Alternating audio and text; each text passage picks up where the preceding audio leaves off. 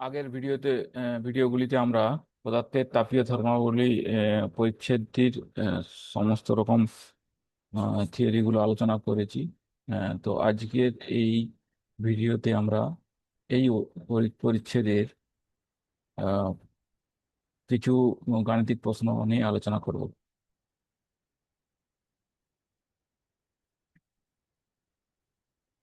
তো প্রথম প্রশ্নটি হলো 0 ডিগ্রি সেলসিয়াস L1 দৈর্ঘ্যের একটি অ্যালুমিনিয়াম দণ্ড যার দৈর্ঘ্য প্রসারণ গুণাঙ্ক আলফা 1, আর L2 দৈর্ঘ্যের একটি ইস্পাত দণ্ড যার দৈর্ঘ্য প্রসারণ গুণাঙ্ক আলফা 2, এদের যুক্ত করে L1 + L2 দৈর্ঘ্যের একটিমাত্র দ্বন্দ্ব তৈরি করা হলো। 3 ডিগ্রি সেলসিয়াস তাপমাত্রা বৃদ্ধির জন্য পৃথকভাবে দুটি দ্বন্দ্বেরই দৈর্ঘ্যের প্রসারণ সমান। 3 ডিগ্রি সেলসিয়াস তাপমাত্রায় অ্যালুমিনিয়াম এবং ইস্পাত দুটি দ্বন্দ্বের যে দৈর্ঘ্য বৃদ্ধি হচ্ছে তাদের দৈর্ঘ্য বৃদ্ধি সমান। তাহলে আমাদেরকে প্রমাণ করতে হবে যে L1/L1 + L2 এর মান কত হবে।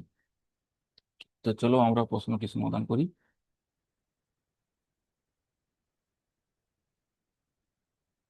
তো আমাদের এখানে ডাটাগুলো আগে লিখে নিই। তো অ্যালুমিনিয়াম অ্যালুমিনিয়ামের মেটেরিয়ালের ক্ষেত্রে আমাদের দেওয়া আছে দৈর্ঘ্য, L1 হচ্ছে দৈর্ঘ্য, আলফা হচ্ছে দৈর্ঘ্য প্রসারণ গুণাঙ্ক,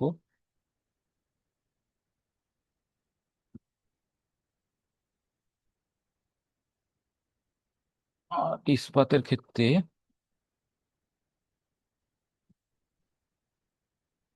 L2 দৈর্ঘ্য, আলফা 2 দৈর্ঘ্য প্রসারণ গুণাঙ্ক। এবার টেম্পারেচার বৃদ্ধি হচ্ছে, তাপমাত্রা বৃদ্ধি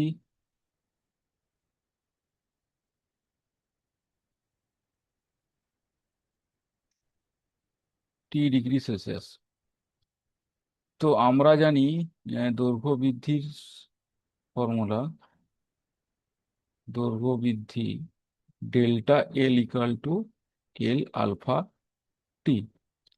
তো অ্যালুমিনিয়ামের ক্ষেত্রে হবে ΔL1 = L1 আলফা 1 T, আর ইস্পাতের ক্ষেত্রে হবে ΔL2 = L2 আলফা 2 T। এবার বলেছে যে 3 ডিগ্রি সেলসিয়াস তাপমাত্রা বৃদ্ধির ক্ষেত্রে দুটোরই দৈর্ঘ্য বৃদ্ধি সমান। তার মানে এখানে ডেল ΔL1 = Δ L2। তো এখান থেকে পাচ্ছি L1 alpha T = L2 alpha T। তো টি টি ক্যান্সেল হয়ে যাবে, তো আমাদের এখানে থাকবে, এখান থেকে আমরা পাবো L1 আলফা 1 = L2 আলফা 2। তো একে যদি আমরা সমাধান করি তাহলে লিখতে পারি যে L2/L1 = হবে আলফা 1/আলফা 2। তো উভয় ক্ষেত্রে যদি এক যোগ করি, 1 + L2/L1 1 + আলফা 1 + আলফা 2, তাহলে আসবে আমাদের সমীকরণটা L1 + L2/L1 হবে আলফা 1 + আলফা 2/আলফা 2। তো একে যদি আমরা লিখি তাহলে আমরা পাবো L1, আমাদের প্রমাণ করতে হবে L1 এর /L1 করে শিখলাম, তো L1/L2 হবে আলফা + আলফা 1 + আলফা।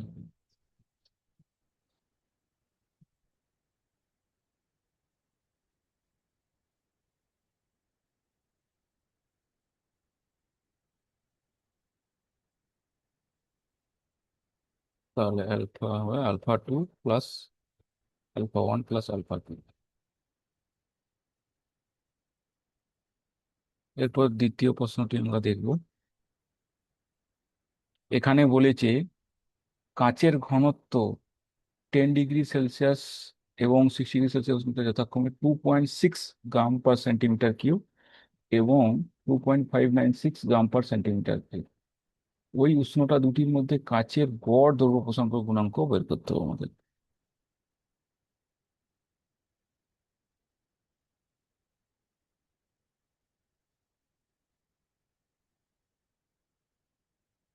তো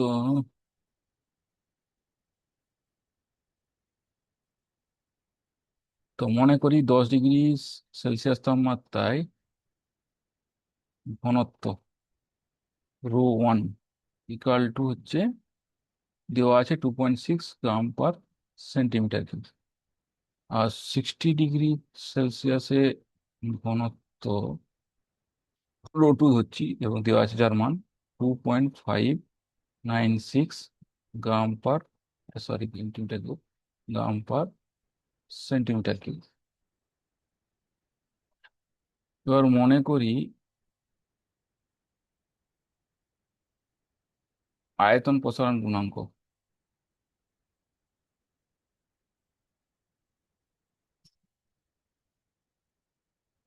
হচ্ছে গামা। তাহলে আমরা ঘনত্বের সমীকরণ এবং আয়তন প্রসারণ গুণাঙ্কের মধ্যে সম্পর্ক থেকে আমরা লিখতে পারি যে ρ1 equal to ρ2 into 1 plus gamma t. তো এখান থেকে যদি সমাধান করি, 1 plus gamma t equal to হচ্ছে হবে ρ1 ডিভাইড বাই ρ2।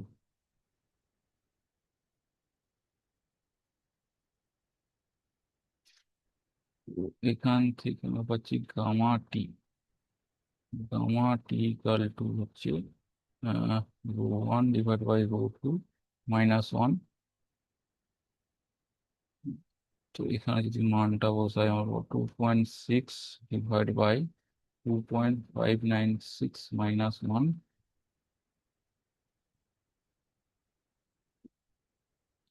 দিয়ে সমান হলো 0.00154। তো টেম্পারেচার বৃদ্ধি বলে দেওয়া আছে টি ইকাল 50 ডিগ্রি। কত টেম্পারেচার বৃদ্ধি করাচ্ছে? 10 থেকে 6 ডিগ্রি টেম্পারেচার বৃদ্ধি হচ্ছে, মানে এখানে তো টি ইকাল টু হচ্ছে, টি ইকাল টু 60 - 10, 50 ডিগ্রি। তো এখান থেকে আমরা পাচ্ছি gamma equal to 0.00154 divide by 50।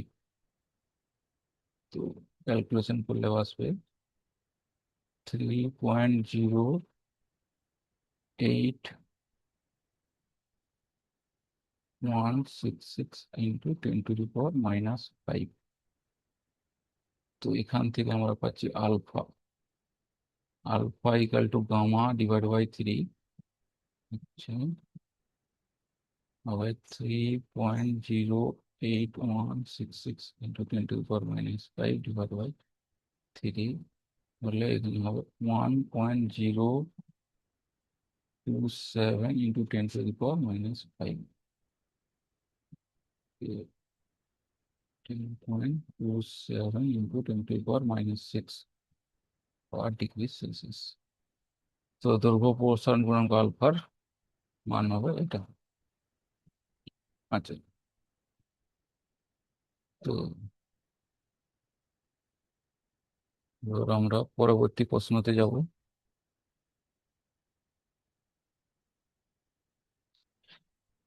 এখানে বলেছে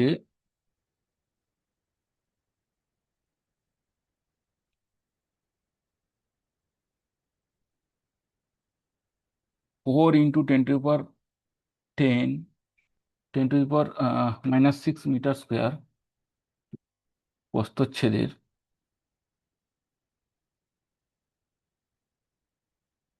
একটি হালকা সরু দণ্ডকে ছাদ থেকে ঝুলিয়ে দেওয়া হলো।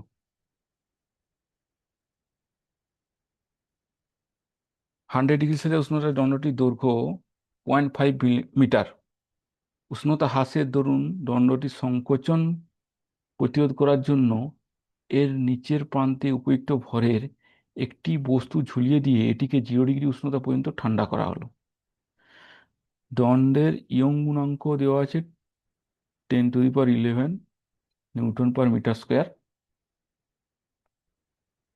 এবং দণ্ডের প্রসারণ গুণাঙ্ক 10^-5 পার কেলভিন। দণ্ড থেকে ঝুলিয়ে দেওয়া বস্তুটির ভর এবং দণ্ডে সঞ্চিত শক্তির পরিমাণ নির্ণয় করতে হবে। এখানে অভিকর্ষ ত্বরণ জি এর মান দেওয়া আছে 10 মিটার পার সেকেন্ড স্কোয়ার। তো চলো আমরা প্রশ্নটি সমাধান করি।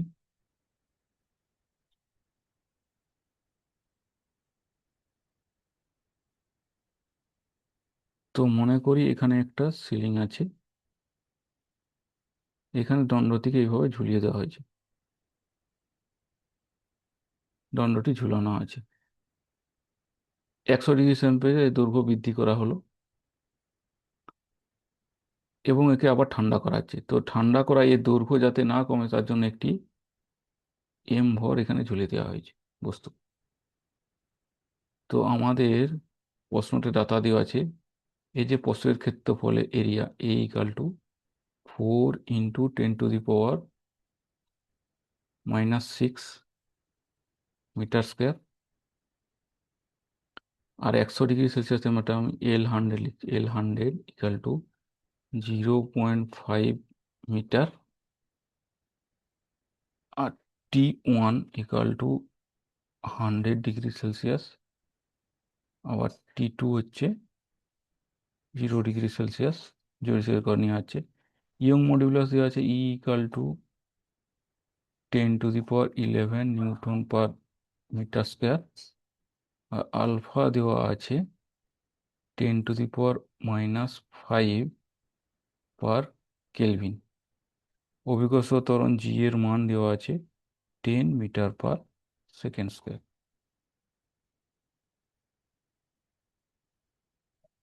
তাহলে প্রথমে আমাদের বের করতে হবে যে 0 ডিগ্রি সেলসিয়াস থেকে 100 ডিগ্রি সেলসিয়াসে যাওয়ার, এই 100 ডিগ্রি সেলসিয়াস থেকে 0 ডিগ্রি সেলসিয়াস যদি তাপমাত্রা কম করা হয় তো সেক্ষেত্রে আমাদের কতটা দৈর্ঘ্য হ্রাস পাবে সেক্ষেত্রে বের করতে হবে। তো আমরা জানি দৈর্ঘ্য বা বৃদ্ধির হ্রাস মানে দৈর্ঘ্য হ্রাস হবে ডেল্টা এল হচ্ছে L⁴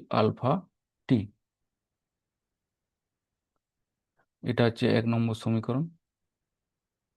এবার এই দৈর্ঘ্য কম করার জন্য একইভাবে ভরে একটি বস্তুকে ঝুলে দেওয়া হয়েছে। তো ভরে বস্তুটি ঝুলানোর জন্য বস্তুটির যে দৈর্ঘ্য বৃদ্ধি হবে সেটা ওই দৈর্ঘ্য হ্রাসের সমান হবে। তো সেটা সেম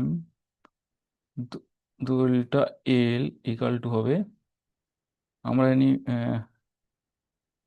ভরে বস্তু দেওয়া আছে, তো এটা হবে mgL/AE।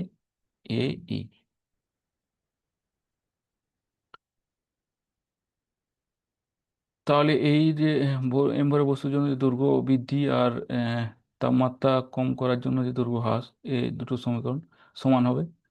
তো দুটো 1 নম্বর ও 2 নম্বর সমীকরণ যদি সমান করে পাচ্ছি,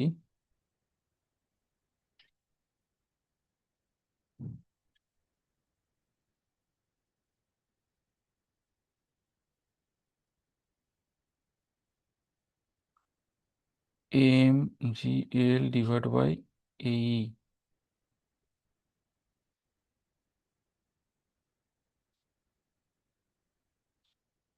তো এখান থেকে আমাদের ভর হবে,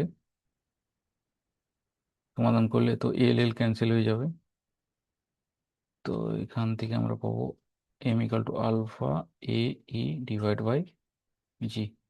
তো সমস্ত মান যদি আমরা এখানে বসিয়ে দিই, তো আলফা হচ্ছে 10⁻⁵, A4 × 10⁻⁶, আর এর মান দেওয়া আছে 10⁻11 / g হচ্ছে 10। তো সমাধান করলে এখানে আমরা পাবো m = 40 কেজি। তাহলে আমাদের 40 কেজি ওজনে যদি বস্তু ঝোলানো যায় তাহলে দৈর্ঘ্যের কোনো বৃদ্ধি বা হ্রাস ঘটবে না। এরপর দ্বিতীয় যে কোশ্চেনটি বলে সেখানে বলছে এর জন্য কতটা স্থিতিস্থাপক শক্তি সঞ্চিত হবে। তো আমরা জানি স্থিতিস্থাপক শক্তির ফর্মুলা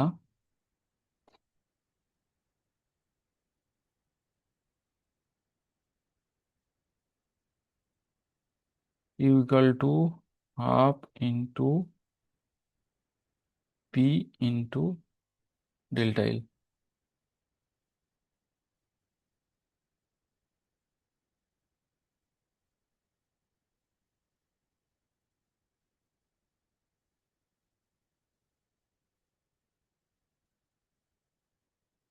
তো এখানে লোড দেওয়া হচ্ছে তোমার আপনার 40 কেজি, আর ডেল্টা এল যে কোনো একটা সমীকরণ পেয়ে যায়। তো এখানে এই যে হাফ ইন্টু লোড 40 কেজি মানে হচ্ছে 40 × জি মানে 10 হলো।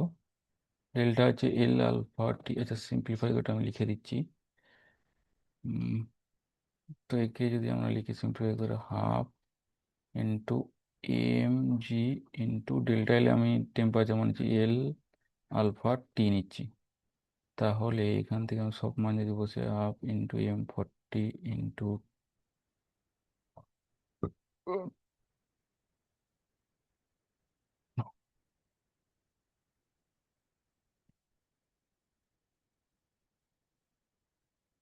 10 ইন্টু এল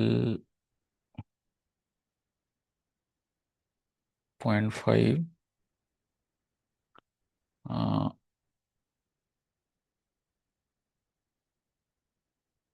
আলফার মান হলো 24 - 5, টেম্পারেচার চেঞ্জ 100, সমাধান করলে আসবে 0.1 জুল। তার সাথে শক্তি সঞ্চয় থাকবে 0.1 জুল।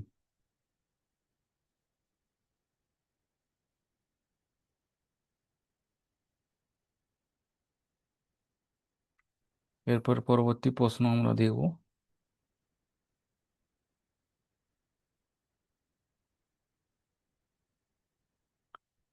তো এখানে বলছি একটি সংকর ধাতুর মধ্যে 60% তামা এবং 40% নিকেল আছে। তো তো আগের অধ্যায়ের যে আগের যে প্রশ্নগুলো দেখলাম ওগুলো ছিল হচ্ছে কঠিন পদার্থ এবং তরলের প্রসারণের যে অধ্যায়, সেই গাণিতিক সমস্যা, গাণিতিক প্রবলেম। তো এটা হচ্ছে ক্যালোরিমিতি অধ্যায়ের গাণিতিক প্রশ্ন। তো এখানে প্রশ্নটিতে বলেছে একটি সংকর ধাতুর মধ্যে 60% তামা এবং 40% নিকেল আছে। এই মিশ্র ধাতু 50 গ্রাম ভরে একটি টুকরোকে 50 ডিগ্রি সেলসিয়াস উষ্ণতায় উত্তপ্ত করে একটি ক্যালোরিমিটারে রক্ষিত 140 গ্রাম জলের মধ্যে ফেলা হলো।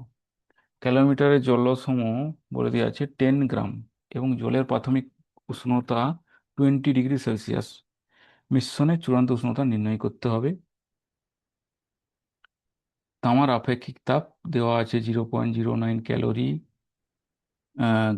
গ্রাম পার গ্রাম পার ডিগ্রি সেলসিয়াস, আর নিকেলের আপেক্ষিক তাপ দেওয়া আছে 0.11 ক্যালোরি পার গ্রাম পার ডিগ্রি সেলসিয়াস।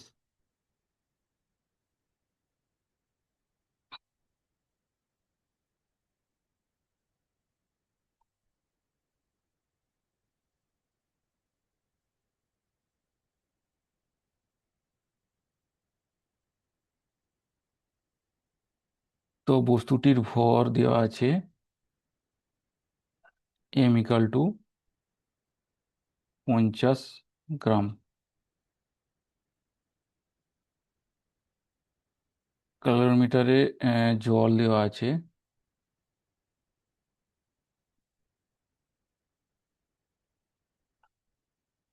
ক্যালোরিমিটারে জল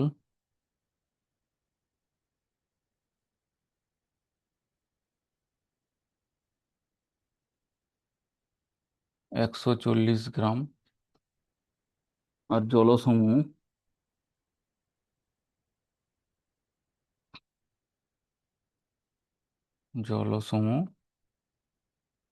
10 গ্রাম।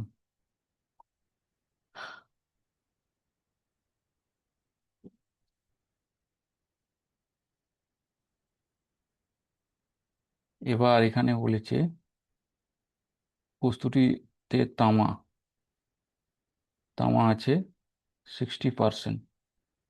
তাহলে তামার ভর M1 ইকাল টু হবে 50 ইন্টু 0.6, মানে হচ্ছে 30 গ্রাম। আবার তামার আপেক্ষিক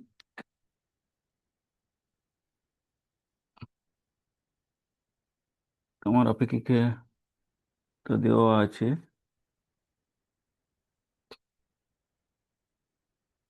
S1 equal to 0.09 calorie gram degree Celsius.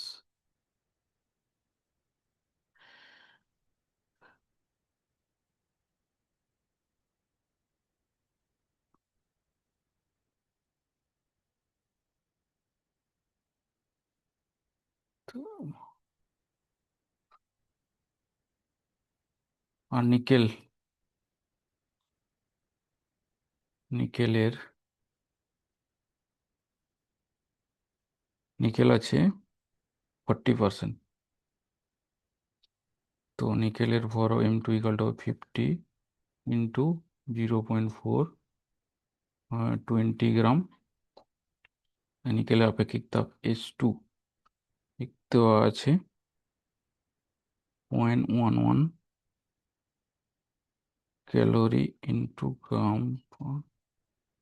Degree Celsius.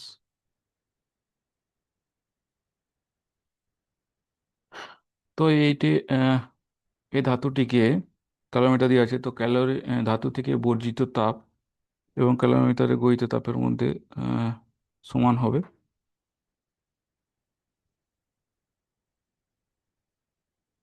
তো এখানে বলে দিয়েছে ধাতুটির তাপমাত্রা। ধাতুটির তাপমাত্রা হচ্ছে 50 ডিগ্রি সেলসিয়াস, আর ক্যালোমিটারের তাপমাত্রা দেওয়া আছে 20 ডিগ্রি।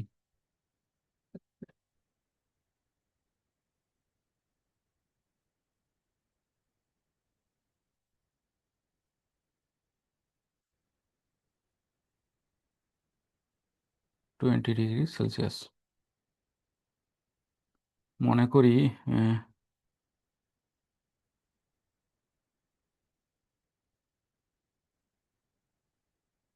তাপমাত্রা হবে T ডিগ্রি সেলসিয়াস। তাহলে এখান থেকে আমরা লিখতে পারি যে বস্তুটির বর্জিত তাপ, ক্যালোরিমেট্রিক নীতি অনুযায়ী আমরা লিখতে পারি বস্তুটি বর্জিত তাপ হবে ক্যালোমিটারে গৃহীত তাপের সমান।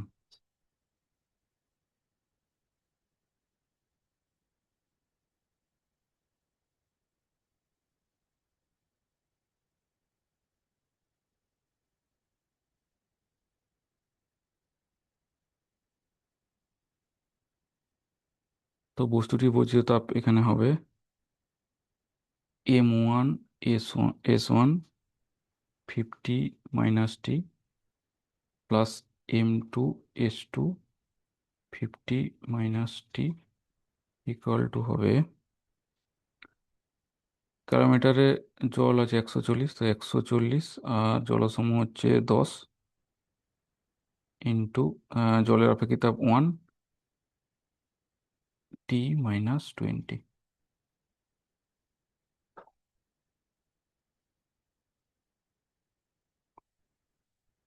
তো এখান থেকে আমরা লিখতে পারি সমাধান করে M1 S1 plus M2 S2 into 50 - T। এখান থেকে সমাধান করলে 150 টু T-20।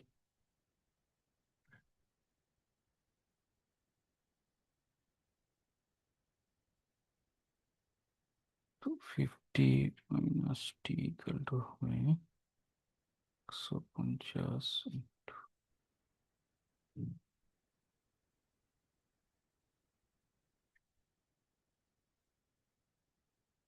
মানগুলো যদি বসাই তাহলে পাবো 150 হয় 30 × 0.09 প্লাস 20 × 0.11।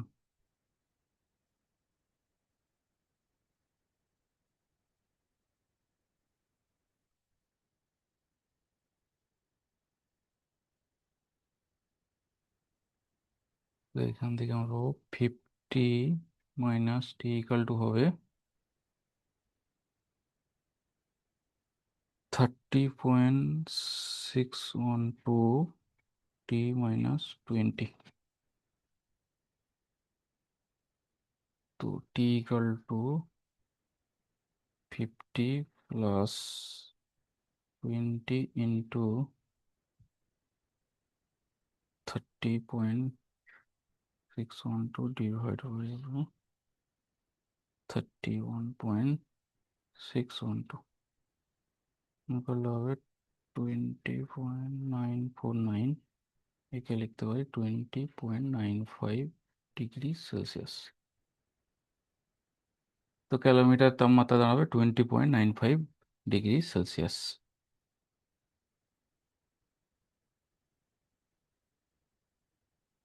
পরবর্তী প্রশ্ন আমরা দেখব।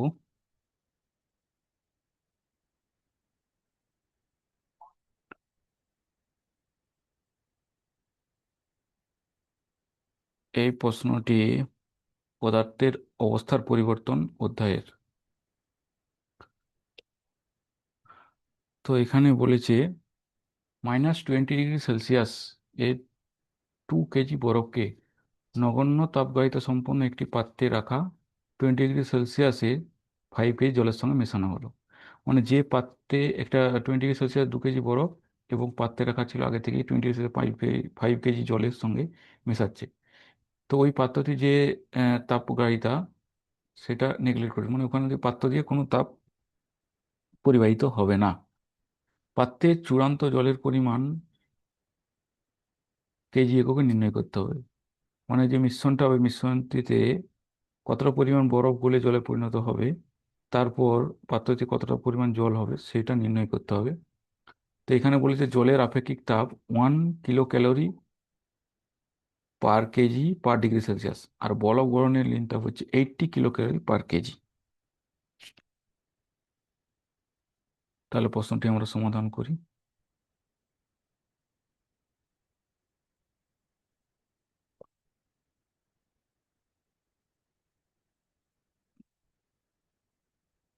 তো বরফের তাপমাত্রা দেওয়া আছে -20 ডিগ্রি সেলসিয়াস, আর ওজন দিয়ে আছে 2 কেজি। আর জলের তাপমাত্রা হচ্ছে 20 ডিগ্রি সেলসিয়াস, ওজন হচ্ছে 5 কেজি। বরফের আপেক্ষিক তাপ S1 হচ্ছে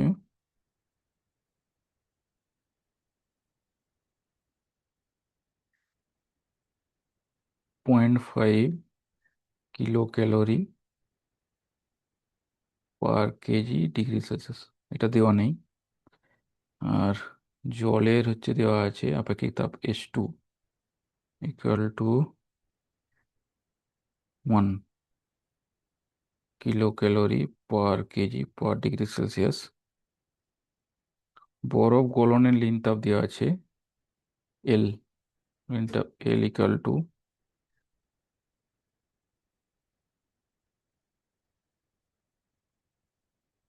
80 kcal/kg।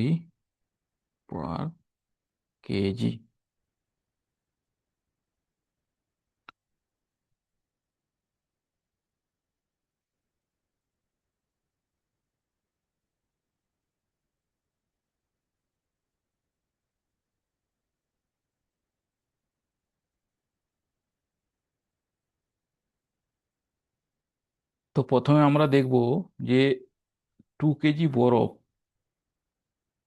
গলতে কতটা পরিমাণ তাপ গ্রহণ করবে। তো 2 কেজি বরফ গলতে কত পরিমাণ তাপ গ্রহণ করবে। তো আমরা জানি Q equal to M S delta T. তো এখানে হচ্ছে টু, যদি মান বসে 2 × 0.5 ইন্টু ডেল্টা টি হবে 0, মাইনাস মাইনাস মানে প্লাস হবে, +20 হবে। তো এখান থেকে আমরা পাবো 20 কিলো ক্যালোরি তাপ গ্রহণ করবে 2 কেজি বরফ। 2 কেজি বরফ -20 ডিগ্রি, সরি এখানে 2 কেজি বরফ বলতে নয়, 2 কেজি পরিমাণ বরফ ভুল লেখা আছে, -20 ডিগ্রি সেলসিয়াস থেকে 0 ডিগ্রিতে যেতে যে পরিমাণ তাপ গ্রহণ করবে সেটা হবে 20 কিলো ক্যালোরি। এবার আমরা দেখব যে 5 কেজি জল 20 ডিগ্রি সেলসিয়াস থেকে 0 ডিগ্রি সেলসিয়াসে যেতে কতটা পরিমাণ তাপ বর্জন করবে। 5 কেজি জল, হ্যাঁ, 20 ডিগ্রি সেলসিয়াস থেকে 0 ডিগ্রিতে পরিমাণ তাপ বর্জন করবে।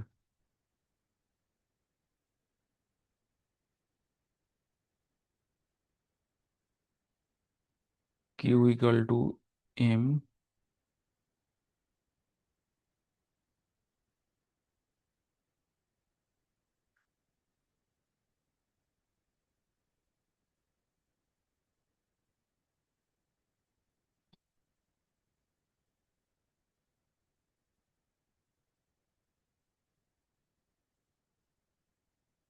তো এখান থেকে আমরা পাবো,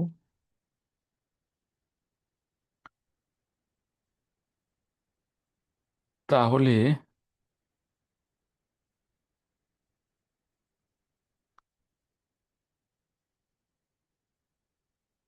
তো বরফটা গলতে তাপ থাকবে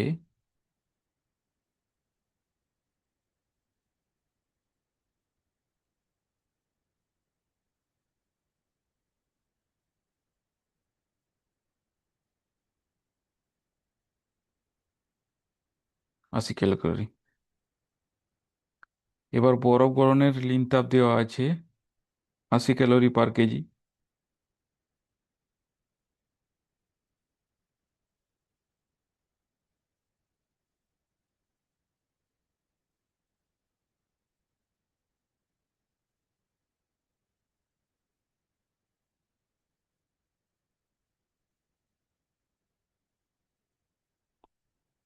তো 80 কিলোক্যালোরিতে বরফ গলবে,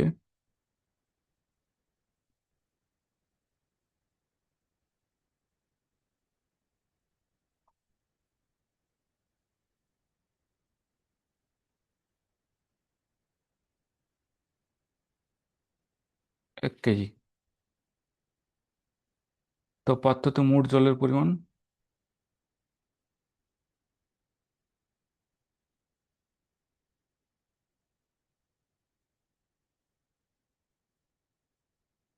তো আগে হচ্ছে 5 কেজি ছিল, 5 + 1 6 কেজি হবে।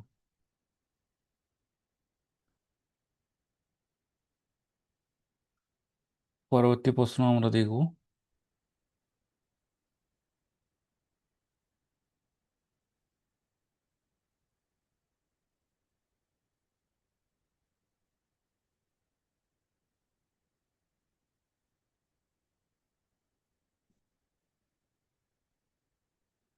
এখানে, তো এখানে যে এই প্রশ্নটি হচ্ছে তাপ সঞ্চালন অধ্যায়ের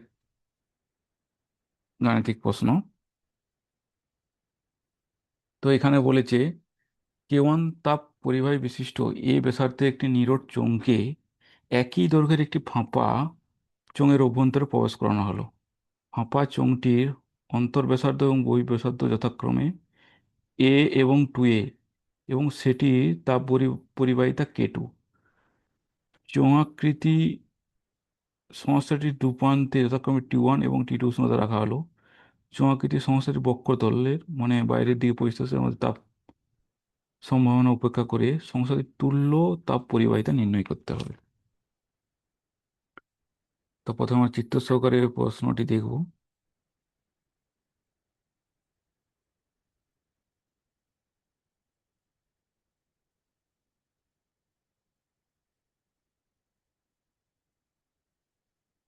তো দুটি চোঙ আছে মানে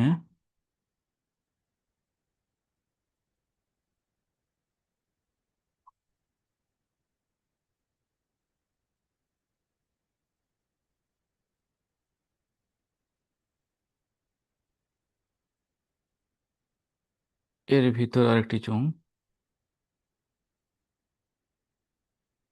এইভাবে প্রবেশ করছে, ঠিক আছে।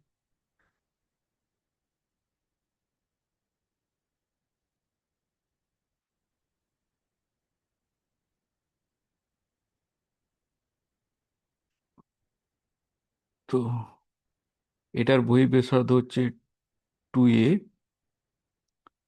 আর অন্তর্ব্যাসার্ধ এটা হচ্ছে a, এটা নিরেট।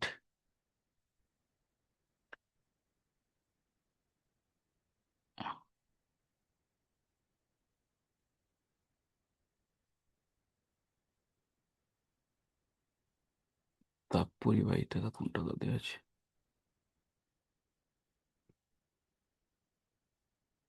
হ্যাঁ,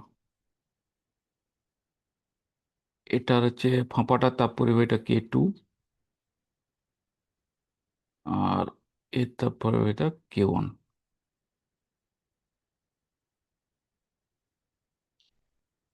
তো দৈর্ঘ্য তো ক্ষেত্রে সমান এল ধরলাম, আর এইখানের মনে করি এইদিকে টেম্পারেচার T1, এটা হলো T2। তো এর মধ্যে যে তাপ পরিবাহিত হবে, মনে করি এর মধ্যে যে তাপ পরিবাহিত হচ্ছে কিউ, যে পরিমাণ হচ্ছে কিউ, এর জন্য মনে করি নিরেটটার জন্য মনে করি হচ্ছে Q1, আর ফাঁপাটার জন্য আমি তাপ পরিবাহিত করি Q2। তাহলে আমরা লিখতে পারি যে মোট তাপ পরিবাহিতা কিউ ইকাল টু হবে Q1 প্লাস Q2।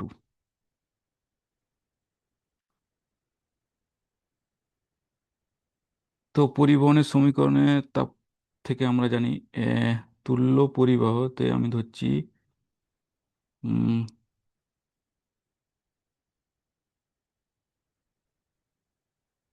তুল্য পরিবাহের ক্ষেত্রে তাপ পরিবাহিতা, তুল্য তাপ পরিবাহিতা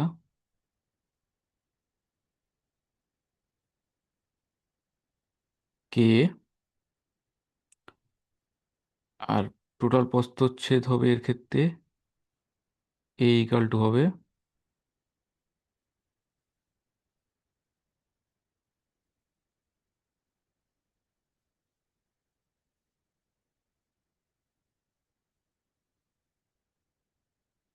4 পাই 2 স্কোয়ার।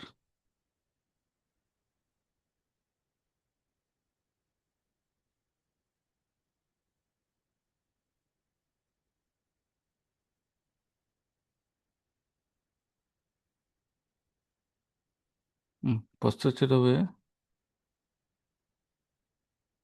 এখানটা আর হবে পাই ইন্টু 2 স্কোয়ার, কেন ব্যাসার্ধ হচ্ছে, এখানটা হবে 4 পাই স্কোয়ার।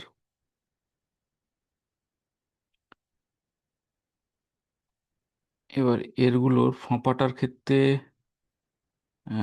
নিরেটটা 1 ধরেছি। তো নিরেটের ক্ষেত্রফল, নিরেটের মানে এই তলের ক্ষেত্রফল আমি ধরছি A1। তো A1, A1 ইকাল টু হবে পাই স্কোয়ার, আর A2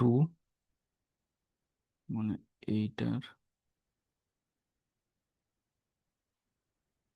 A2 হবে pi into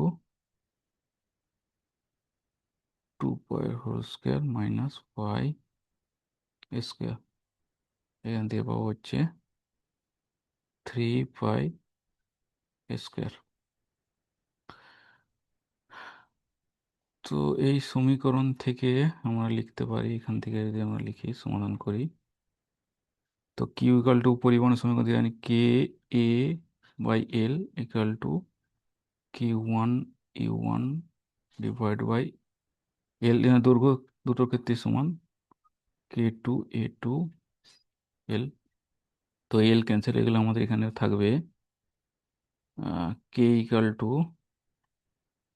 Q1 U1 plus K A equal to হবে K2 A2। তো এখানে এরিয়াগুলোর মান, ক্ষেত্রফলগুলোর মান বসিয়ে দিই। তো এখানে কে ইন্টু 4 পাই স্কোয়ার, এর ক্ষেত্রে হচ্ছে Q1 পাই স্কোয়ার, এটা হচ্ছে K2 × 3 পাই স্কোয়ার।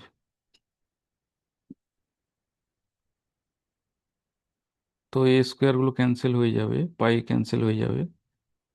আহ, তাহলে এখান থেকে সমাধান করে আমরা লিখতে পারি যে কে ইকাল টু হবে K1 plus 3 K2 divide by 4। তাহলে তুল্য পরিবাহিতা হবে কে ইকাল টু হবে K1 plus 3 K2 divide by 4। তো পরের প্রশ্ন আমরা দেখব।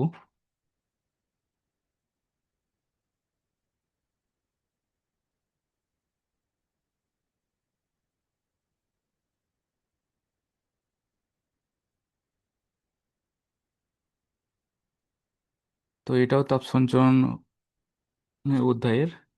তো এটা এটা হচ্ছে বিকিরণ, যে তাপ সঞ্চরণ তার গাণিতিক সমাধান। পরীক্ষা করে দেখা গেছে যে 480 ন্যানোমিটার তরঙ্গ দৈর্ঘ্য বিশিষ্ট সৌর বিকিরণের প্রাবল্যই সর্বাপেক্ষা বেশি। তাহলে সূর্য পৃষ্ঠের তাপমাত্রা নির্ধারণ করো এবং ভিন ধ্রুবকের মান দেওয়া আছে B equal to 2.88 10⁻³ metre kelvin. তো প্রশ্নটি সমাধান করব। উম, তো আমরা এখানে আমাদের দেওয়া আছে lambda max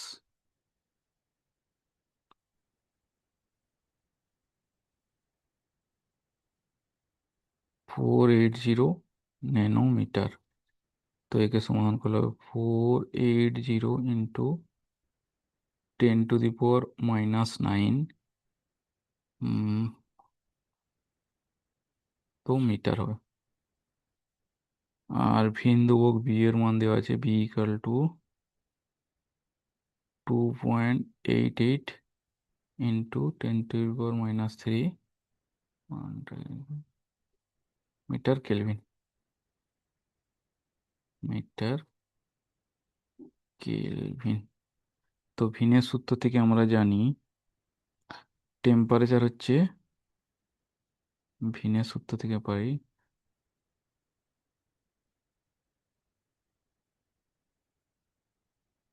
lambda max T equal to B. তো এখান থেকে আমরা লিখতে পারি T equal to B by lambda max 2.88 × 10⁻³ lambda maximum হচ্ছে 480 × 10⁻⁹। সমাধান করলে এখানে আসবে 6000 কেলভিন। তো পরবর্তী প্রশ্ন আমরা দেখব।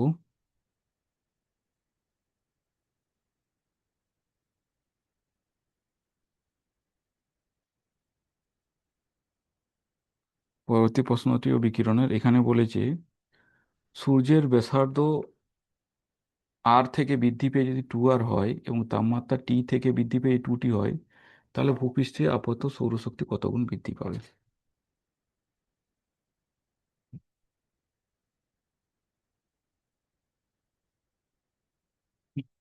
তো আমরা আপতিত সৌরশক্তির বিকিরিত শক্তির ফর্মুলা আমরা জানি। আপতিত শক্তি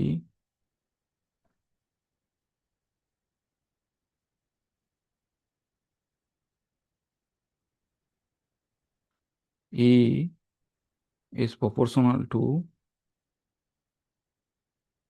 A t to the power 4।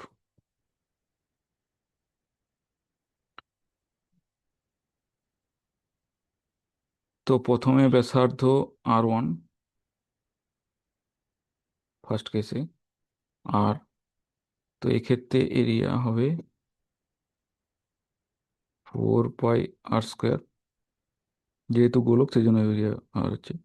আর দ্বিতীয় ক্ষেত্রে কি হচ্ছে, ব্যাসার্ধ 2r, এক্ষেত্রে A2 ইকুয়াল টু হবে 4 π2r²।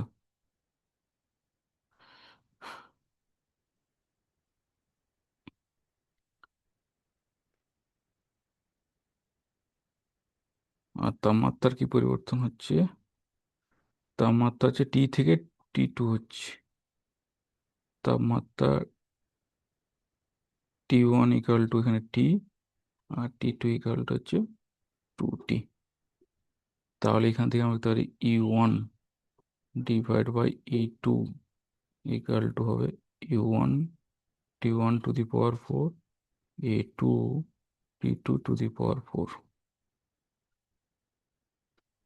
তো এখান থেকে সমাধান করা যায় 4 πr² ইন্টু T², এটা হবে 4 π2r এর হোল স্কোয়ার ইন্টু, সরি এটা হবে T⁴ আর 2T⁴। এখানে 4 π ক্যান্সেল হয়ে যাবে, এখানে হবে r² T⁴ 4 r², এটা 16 হবে, 16T⁴ কেটে গেল, আর কেটে গেল, 1/64। তাহলে E2 হবে 64 ইন্টু E1, মানে 64 গুণ বেড়ে যাবে আপতিত শক্তি।